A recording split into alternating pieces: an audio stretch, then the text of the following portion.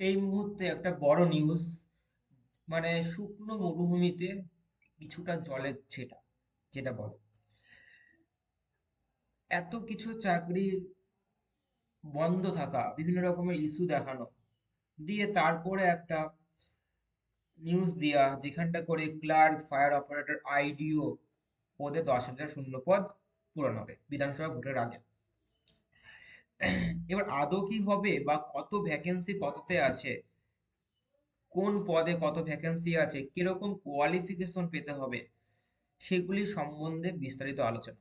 ভিডিওটা সম্পূর্ণ দেখবে প্রথম থেকে শেষ পর্যন্ত, এবং যাদের মতবাদ কি আছে, হ্যাঁ, পিএসসির সম্বন্ধে, তারা অবশ্যই কমেন্টে জানাবে যে এরকম ভাবে ডিলে করাটা ঠিক নাকি না, আমাদের ভবিষ্যৎটাও যেন তাদের, তারা যেন অবশ্যই তারা যেন দেখে যে সময় চলে যাচ্ছে, কিন্তু পদ, বিভিন্ন রকমের ভ্যাকেন্সি, বিভিন্ন রকমের পরীক্ষাগুলি আস্তে আস্তে ডিলে হতে শুরু হচ্ছে।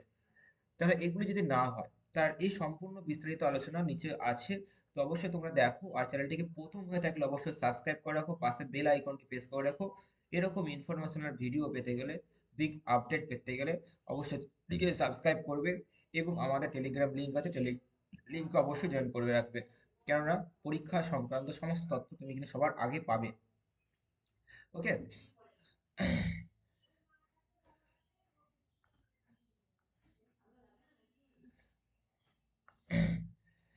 আচ্ছা, চলো। দেখো, আম, কর্মসংস্থান পত্রিকায় একটা প্রথম ফ্রন্ট পেজে ছিল এটা, যে clerk and fire operator Paschimbanga সরকার পাবলিক সার্ভিস কমিশনের মাধ্যমে ক্লার্ক ফায়ার অপারেটর এবং আইডিও পদে 10,000 শূন্যপদ পূরণ হবে। ঠিক আছে, এখানে কত কত ভ্যাকেন্সি আছে কোন পদে? ক্লার্কশিপ পদ, যেটা পরীক্ষাটা অলরেডি হয়েছে, সেই ক্লার্কশিপ পদে ভ্যাকেন্সি বলছে যে 8,500টি ভ্যাকেন্সি রয়েছে। ফায়ার অপারেটরে 1,000টা ভ্যাকেন্সি রয়েছে, আইডিওতে 100টা ভ্যাকেন্সি রয়েছে, এমভিআই পদে 60টি ভ্যাকেন্সি রয়েছে। তো চলো, সে তার সম্বন্ধে বিস্তারিত আমার আলোচনাতে যায়। যে এটা রঞ্জিত রঞ্জিত ঘোষ কলকাতা থেকে, তার হচ্ছে news. Paschimbanga public service commission কয়েকটি পদের পরীক্ষা কবে হবে, ফল কবে বেরোবে, শূন্যপদ কত আছে, আগামী দিনে কি কি পরীক্ষা বিজ্ঞপ্তি বেরোবে, তা নিয়ে পিএসসি সূত্রে পাওয়া একটা তথ্য। 5ই ডিসেম্বর প্রায় 100 জনের বেশি চাকরি প্রার্থী তাদের কি অফিসে গিয়ে ডেপুটেশন জমা দিয়েছে। তোমরা জানো যে ডেপুটেশনটা জমা দিয়েছে, ডেপুটেশন অনেক কিছু আশ্বাস দিয়েছে। সেইগুলি দাবি দাবি অনেকটা, তারা অনেক কিছু দাবি ছিল, সেই দাবিগুলি পিএসসি দাবিগুলি নিয়েছে। ওকে। এবং পরীক্ষার পর যথাসম্ভব উত্তরপত্র, ওএমআর শিট বা অ্যান্সার কি প্রকাশ করতে হবে, একটা দাবি ছিল ওদের। পিএসসি পরীক্ষাতে প্রশ্নপত্র ফাঁসের অনেক অভিযোগ আছে। এইসব স্বচ্ছভাবে দাবি নিয়োগের, দাবি নেওয়ার যে একটা, সেটা কিন্তু জানানো হয়েছে। ঠিক আছে। সরি। পিএসসি অফিস থেকে প্রতিশ্রুতি দেওয়া হয়েছে। দেখো, ক নম্বর, মানে 1 নম্বর প্রতিশ্রুতি, 2024 সালে ক্লার্কশিপ পরীক্ষা যেটা 16-17 নভেম্বর হয়েছিল, তার অ্যান্সার কি 15 ডিসেম্বর দিয়ে দেওয়া হবে। 15 ডিসেম্বর অলরেডি, আজকেই। তো দেখা যাক কি হয় পরে। 15 ডিসেম্বর দিয়ে দেওয়া হবে, আজকে তো 15 ডিসেম্বর। দেখা যাক কি হয়। মধ্যে প্রকাশ করা হবে। ওএমআর সিট স্ক্যান কপি আগামী 10 বছরের জন্য, তো আগামী বছরের ফেব্রুয়ারি মাস নাগাদ ওএমআর সিটটা কিন্তু পরে, ওএমআর শিট কিন্তু পরে জানানো হবে। দেখো, আগে থেকে ওএমআর শিট না জানলে আমি কি কি অ্যান্সার করেছি, কি কি অ্যান্সার, অনেক সময় পরীক্ষার অনেক সময় লাস্টের দিকে অনেকে অনেক কোশ্চেন অ্যাটেন্ড করে আসে। তাহলে যদি ওএমআর শিট যদি আগে না দেয়, অ্যান্সার কি আগে দেওয়া হয়, তো এটা কি যুক্তিসম্মত? অবশ্যই। ভালো, যারা অবশ্যই যারা ভালো উম, এই বিষয়ে জানো, তারা অবশ্যই কমেন্টে জানাবে যে এটা কি যুক্তিসম্মত, যে ওএমআর শিট না, ওএমআর শিটের স্ক্যান কপি না আপলোড করে যদি আমি অ্যান্সার কি দিই, তাহলে আমরা সেটা কি অ্যান্সার কি ওএমআর সি যদি দুটোকে যদি পাশে পেতাম, তাহলে কি আমাদের ভালো, আমরা বুঝতে পারতাম না যে কতগুলি আমরা অ্যাটেন্ড করেছি, আমাদের কাট অফ কত যেতে পারে, কত আমি নাম্বার পেয়েছি। অবশ্যই যারা বুদ্ধি সম্পন্ন ব্যক্তি, তারা অবশ্যই নিচে কমেন্টে জানিও। নেক্সট। ক্লার্কশিপ পদে শূন্যপদ প্রায় 8,000, 8,000-এর কাছাকাছি, তবে 8,500টা ওরা বলছে ডাটা অনুযায়ী 8,500টি আছে। রোস্টার সংক্রান্ত সমস্যা মিটলে শূন্যপদ সঠিকভাবে জানা যাবে এবং আরো বাড়তে পারে, বলছে আরো বাড়তে পারে।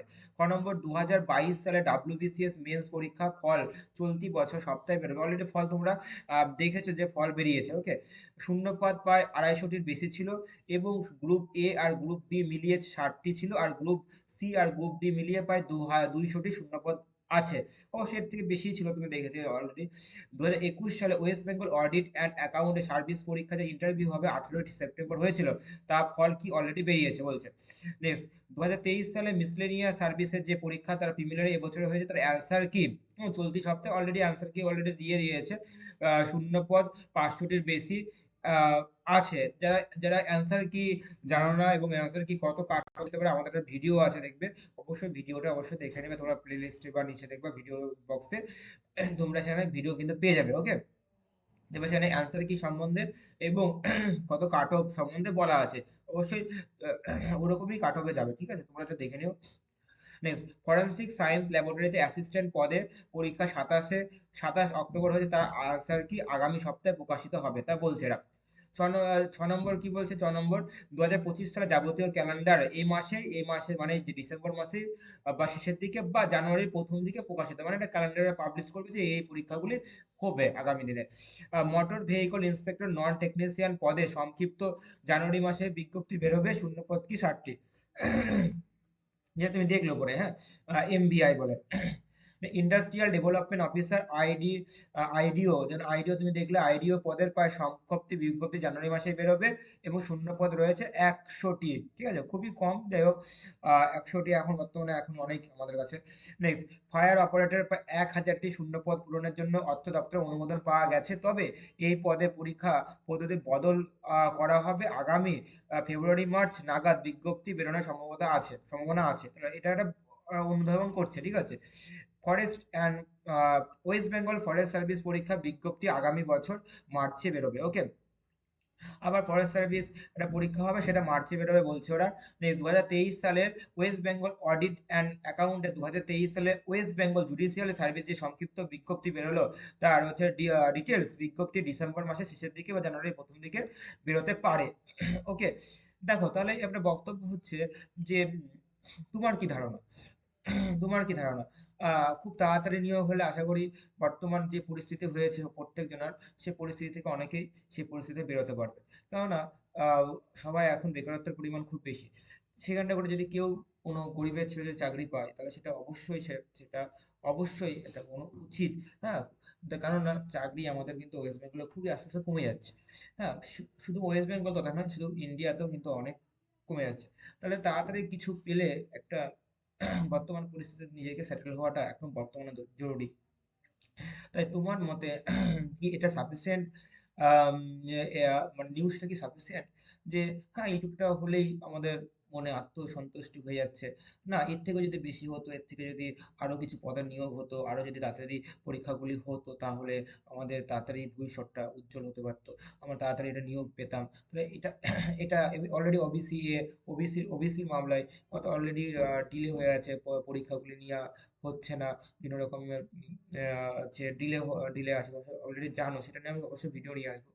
তাহলে অবশ্যই তোমাদের কেমন মতামত অবশ্যই নিচে কমেন্ট বক্সে জানিও যে তোমার মত কি, তাহলে তোমাদের ধারণাটা কি। আর চ্যানেলে প্রথম হয়ে থাকলে অবশ্যই সাবস্ক্রাইব করে রাখো, পাশে বেল আইকনটি প্রেস করে রাখো, এবং ভালো লাগলে অবশ্যই আমাদের টেলিগ্রাম লিঙ্কে জয়েন করবে এরকম টাইপের ভিডিও, আপডেট ভিডিও এবং পড়াশোনার মধ্যে থাকতে গেলে, ঠিক আছে।